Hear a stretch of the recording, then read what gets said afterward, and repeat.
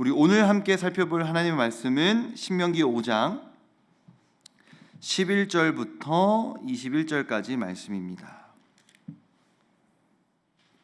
신명기 5장 11절부터 21절까지 말씀, 저와 여러분이 번갈아 가면서 교독하시도록 하겠습니다. 제가 먼저 읽겠습니다.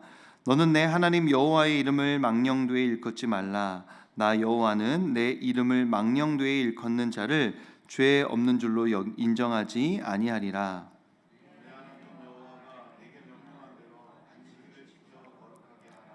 여세 동안은 힘써 내 모든 일을 행할 것이나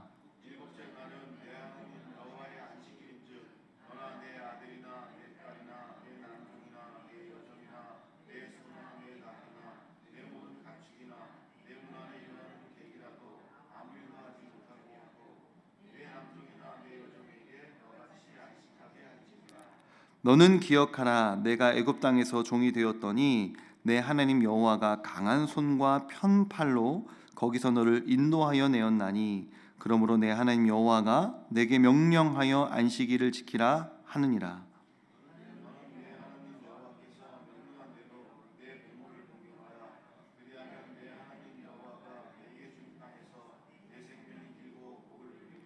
살인하지 말지니라.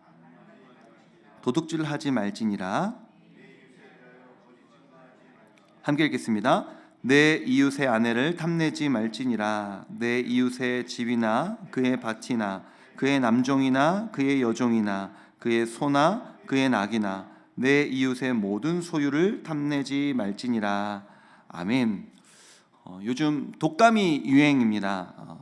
저희 유년부에도 독감 걸리신 우리 선생님들 참 많은데요. 우리 성도님들 건강하셨으면 좋겠습니다. 우리가 독감이라는 병에 걸리면 기침, 콧물, 가래 이런 증상들이 나타나죠. 성경은 인간이 병들었다고 이야기합니다. 타락이라는 질병을 우리가 갖게 되면서 우리에게 나타나는 증상들이 여러 가지 있는데 그 중에 하나가 저는 극단으로 치우침이라고 생각합니다. 타락한 인간은 극단으로 치우치는 걸 좋아합니다. 생각도, 말도, 행동도. 그래서 우리나라에서는 흑백 논리로 이야기하면 오히려 상대를 설득하는 것이 굉장히 쉽습니다. 이거 아니고 이거야. A 아니고 B야. 이렇게 이야기하면 뭐가 아니라는 것에 속이 후련해지면서 B가 강조되는 것이죠. 예를 들면 교회에서 많이 이야기되는 흑백 논리 중에 하나가 교회는 일 중심이면 안 돼. 사람 중심이어야 해. 듣기에 굉장히 좋은 말이죠. 일 중심이면 안 되라고 뭐를 이미 배제해 버리니까 사람 중심이어야 돼라는 말이 굉장히 와닿고 좋게 느껴지는 것입니다.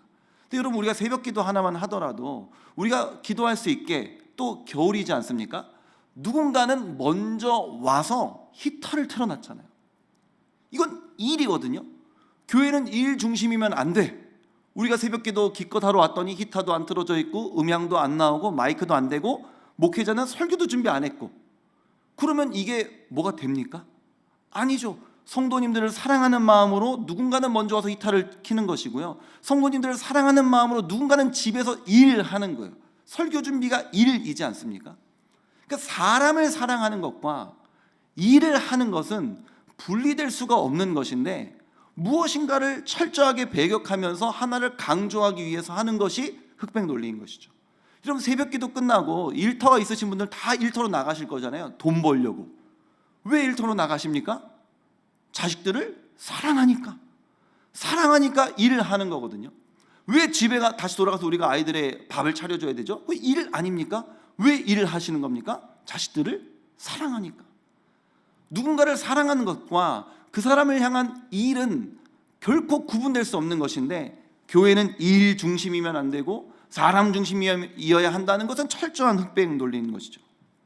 이렇게 인간은 타락하면서 흑백 논리를 갖게 되었습니다. 극단으로 치우치는 것이 인간인 것이죠. 이런 10계명 중에서 오늘 특별히 4계명을 보면요, 이 4계명은 인간의 극단을 막아주는 계명입니다. 12절부터 14절까지를 한 번 더 읽어봤으면 좋겠는데요. 한번 함께 읽겠습니다. 시작. 내 하나님 여호와가 내게 명령한 대로 안식일을 지켜 거룩하게 하라. 엿새 동안은 힘써 내 모든 일을 행할 것이나 일곱째 날은 내 하나님 여호와의 안식일인즉 너나 내 아들이나 내 딸이나 내 남종이나 내 여종이나 내 소나 내 낙이나 내 모든 가축이나 내 문 안에 유하는 객이라도 아무 일도 하지 못하게 하고 내 남종이나 내 여종에게 너같이 안식하게 할지니라. 아멘. 여러분, 인간은 돈을 굉장히 좋아하죠. 주중에 열심히 일을 하면 돈을 법니다. 쉬지 않고 일을 하면 돈을 더 벌 수 있죠. 인간은 극단으로 치우치기를 좋아하기 때문에 돈을 벌 수만 있다면, 더 많이 벌 수만 있다면 쉬지 않고 일을 하는 것을 선택할 것입니다. 사업을 하는 사람들은요, 사업이 잘 될수록 돈을 많이 벌지 않습니까? 직장 생활을 하시는 분들은요, 일을 더 많이 할수록 조직에서 인정을 받고 승진을 빨리 하게 될 것이고, 승진을 더 빨리 하면 돈을 더 많이 벌게 되겠죠.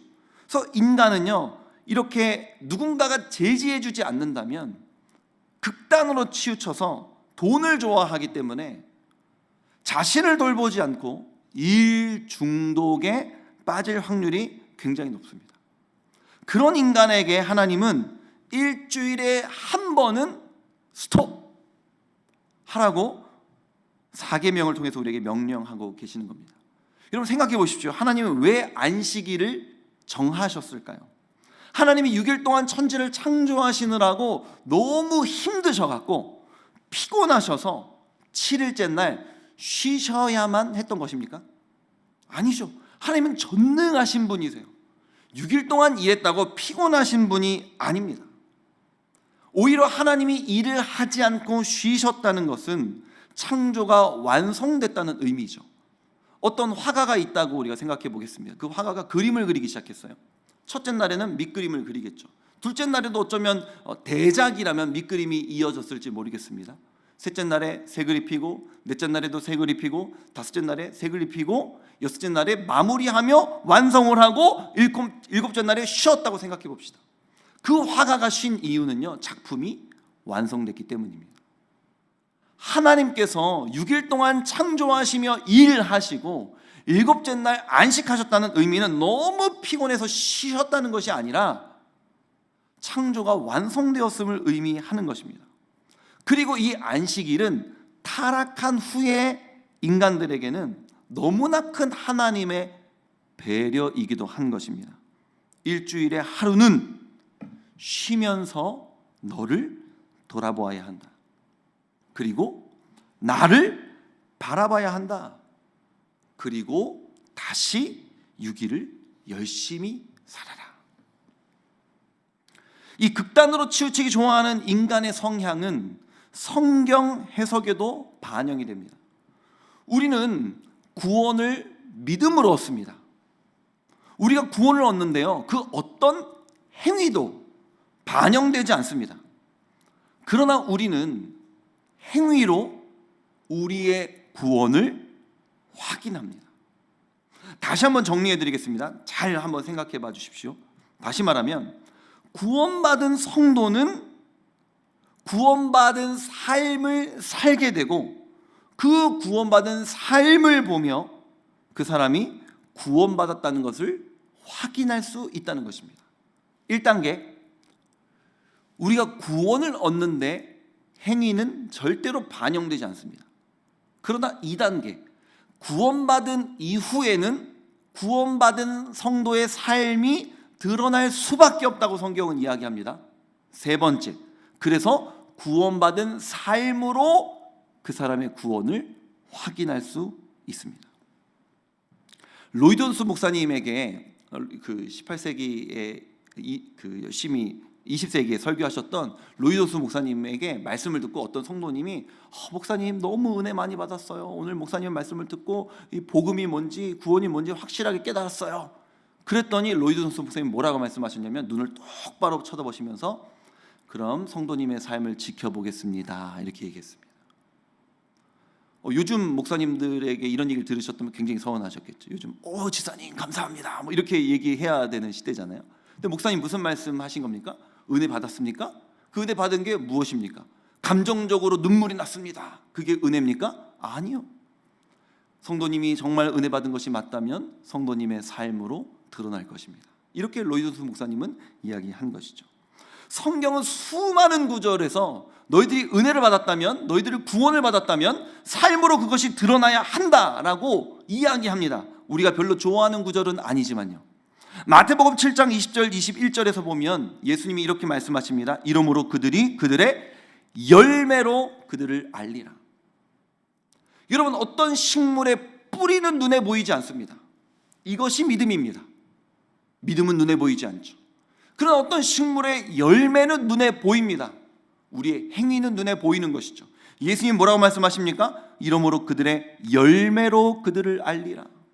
너희들의 삶에 어떤 행위의 열매가 맺히느냐에 따라서 너에게 믿음이 있는지 없는지를 나는 알 수 있다. 그래서 21절 나더러 주여 주여 하는 자마다 다 천국에 들어갈 것이 아니요 다만 하늘에 계신 내 아버지의 뜻대로 행하는 자라야 들어가리라. 이 말은 행함이 있어야 구원을 받을 수 있다는 것이 아니라 행함이 있는 자가 구원받은 성도이다 라고 이야기하는 것입니다. 야고보서 2장 14절을 보면 내 형제들아 만일 사람이 믿음이 있노라 하고 나 예수님 믿어 라고 말하면서 행함이 없으면 무슨 유익이 있으리요. 그 믿음이 능히 자기를 구원하겠느냐. 믿음이 있다고 이야기하면서 행함이 없는 자가 정말 믿음이 있는 자이겠느냐. 성경은 분명히 믿음으로 구원받은 성도의 행위에 대해 이야기합니다. 난 예수님 믿고 이미 구원받았으니 행위에 대해서 아무 노력도 하지 않을 거야. 아무 노력도 할 필요 없어. 그것은 여러분 신앙이 아닙니다. 오히려 기독교 안에서 구원파라는 이단으로 정죄되었습니다. 구원받은 성도이기 때문에 난 아무것도 하지 않아도 내 행위가 엉망이어도 나는 이미 구원받았어. 그렇게 이야기하는 것은 구원파적인 이단적 신앙입니다. 기독교의 신앙은, 진정한 기독교의 신앙은 구원받은 성도의 삶은 드러나고 증명되게 되어 있다고 이야기합니다. 흔히 기독교에서도 이런 말 종종 하고요.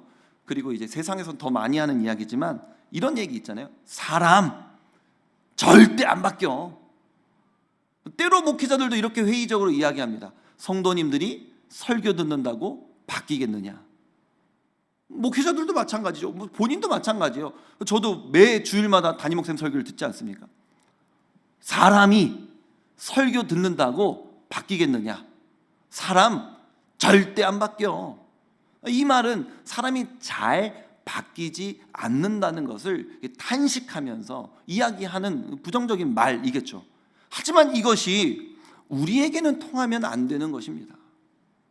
신자는 계속해서 설교를 듣고 말씀을 읽고 묵상하고 기도하면서 예수님 닮은 삶이 우리의 삶에서 조금씩 드러나 삶이 변화되어져 가는 것이 그리스도의 신앙입니다. 여러분, 오늘 본문은 10계명이에요. 어떤 계명? 3계명은 뭡니다. 4계명은 뭡니다. 5계명은 그렇게 하나하나 설교하는 것보다요, 이런 총론적인 이야기를 좀 드리고 싶었어요. 이 성경을 보면 두 번째 책인 출애굽기에서 하나님은 애굽의 종되었던 이스라엘을 구원하셨습니다. 이 이스라엘 백성들이 구원을 얻는데 그들이 어떤 행위도 반영되지 않았어요. 그저 하나님이 이스라엘 백성을 사랑하셔서 구원하셨습니다. 그러나 오늘 본문인 신명기 말씀에 이르러서 하나님은 구원받은 이스라엘 백성들에게 행위를 요구하십니다.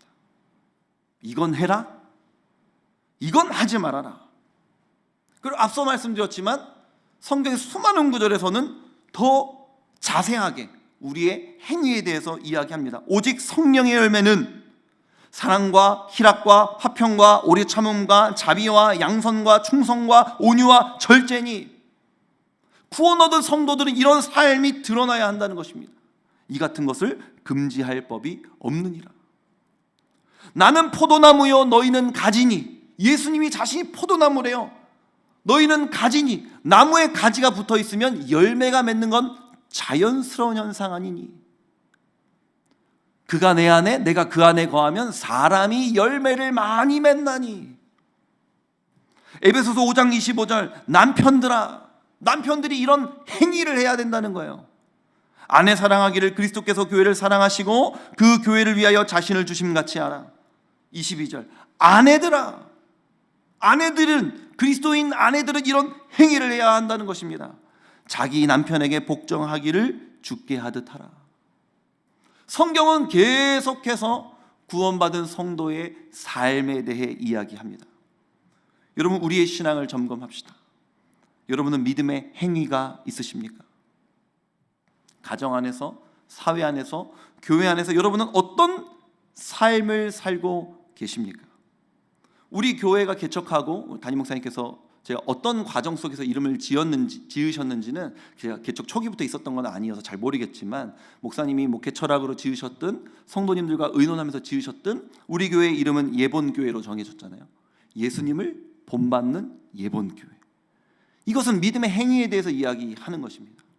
우리 예수 믿고 구원받았으니 땡! 끝!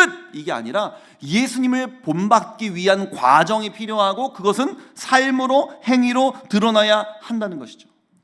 사랑하는 성도님들께서 우리 교회로 또 함께 우리가 신앙생활 하시면서 우리 교회 이름처럼 점점 신앙의 연륜이 깊어질수록 예수님을 본받고 믿음의 행위들이 드러나는 우리 신앙생활이 되었으면 좋겠습니다.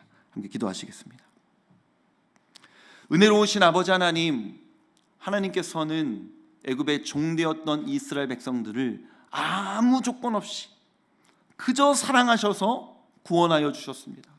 그들이 구원을 얻는데 그 어떤 행위도 반영되지 않았습니다.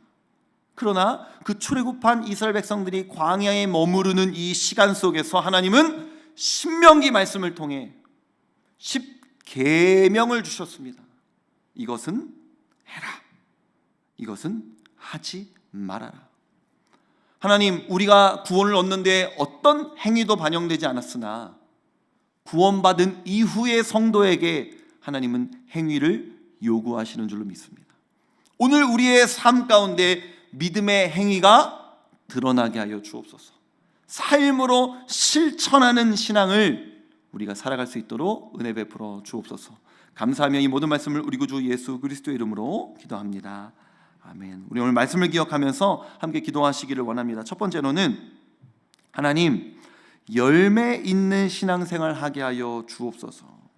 예수님을 본받는 행위가 있게 하여 주옵소서. 이렇게 기도하셨으면 좋겠고요. 이 첫 번째 기도 제목이 조금 넓은 기도 제목이라면 두 번째 기도 제목은 좀 더 구체적으로 기도하셨으면 좋겠습니다. 하나님, 제가 가정에서 이런 역할을 담당하고 있습니다. 제가 사회에서 이런 역할을 감당하고 있습니다. 제가 교회 안에서 이런 역할을 감당하고 있습니다. 오늘 실천해야 할 믿음의 행위가 생각나게 하여 주옵소서.